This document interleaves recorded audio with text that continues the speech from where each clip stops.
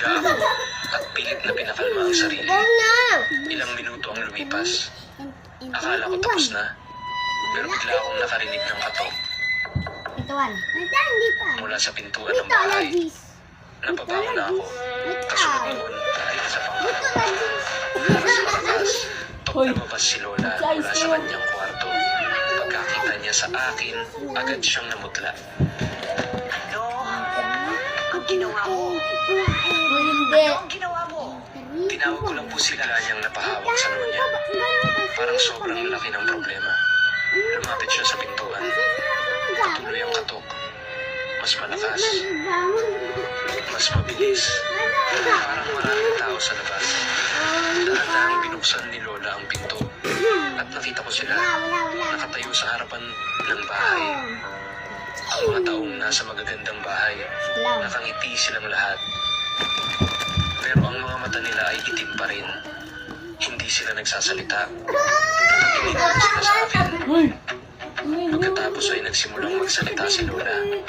Pero hindi Tagalog. Hindi rin Bisaya. Hindi ko alam kung anong lingwahe iyon. Parang mga salitang hindi ko pa narinig sa buhay ko. Sumasagot naman ang mga tao. Mabilis. Mahina. Parang galit. Magaliwan ng ilaw.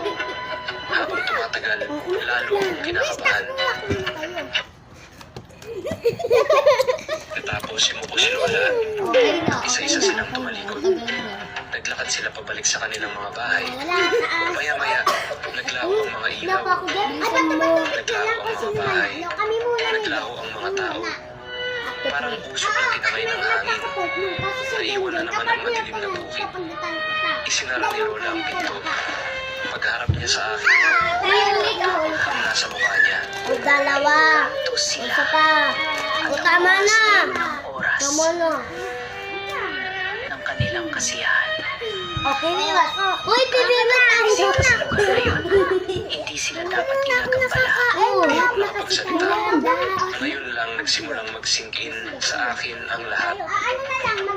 Hindi pala tao ang mga iyon. Hindi pala tunay na subdivision.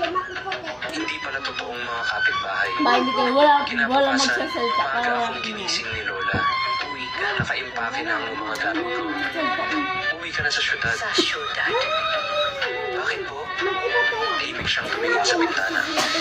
Pagkatapos ay sumagot. baka balikan ka nila. Hindi na ako nakipagtalo. Habang nasa biyahe pa uwi,